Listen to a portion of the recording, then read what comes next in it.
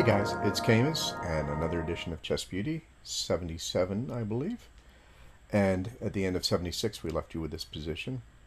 This is from John Blake, 1900, and it's quite easy. So I think you won't have any trouble solving it, but go ahead, give it a shot, and then we'll come back and talk about it.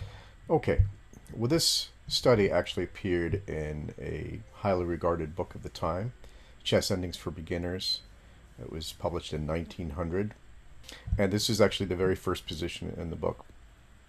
And I like this position because this is the kind of position you give to somebody who, for whatever reason, might shy away from trying to solve chess endings. So it's good for youngsters or other skeptics of chess endings. And so, no doubt that you probably have solved this. If not, don't be embarrassed. We'll go through the analysis right now. So naturally, if white simply moves his king, then we have stalemate. So this is the overriding theme in this puzzle. So we can't do that, which really makes the rest of the solution forced and relatively easy to find.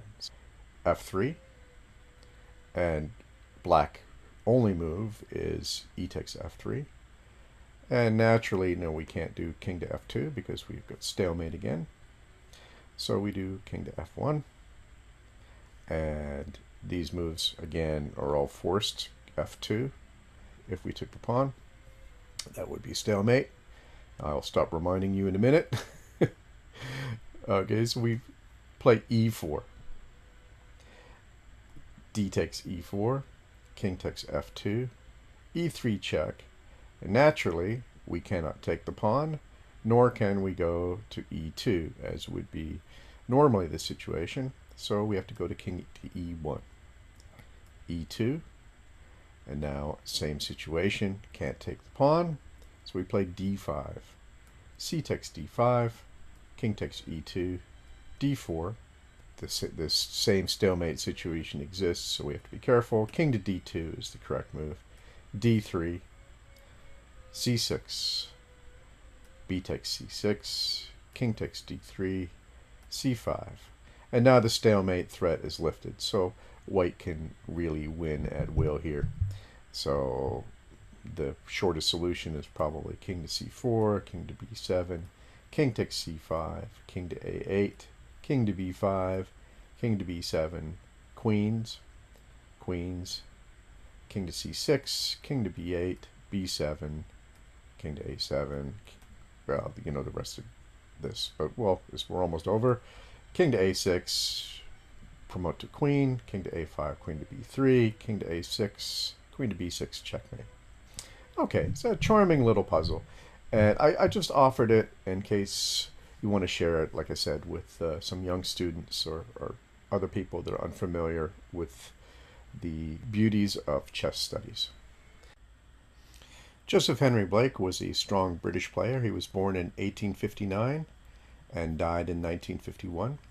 He had many strong tournament wins to his credit.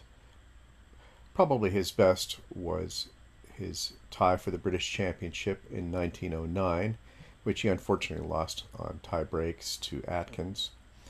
And he won the 1922 tournament at Weston-super-Mare ahead of Gaetzo Marazzi. He lived his life as a railway clerk, and as I mentioned, he wrote this book, Chess Endings for Beginners, which was published in 1900, which was a highly regarded book at the time, and actually is still a worthwhile text. It's in public domain now, so you can seek it out. It's easily found online, and I recommend it. Okay, let's go ahead and look at our next position. This is white to play and win. It's a ridiculous looking position, but in a sense it's a ridiculous study. I will give you one hint that it's actually related to our previous study, the Blake that we just looked at. So I think, despite the complexity of the position, that you won't have much trouble solving it. It is very charming, and so I think that's more than enough information for you to be able to solve it. I look forward to seeing you on Chess Beauty 78. Thank you very much. Bye bye.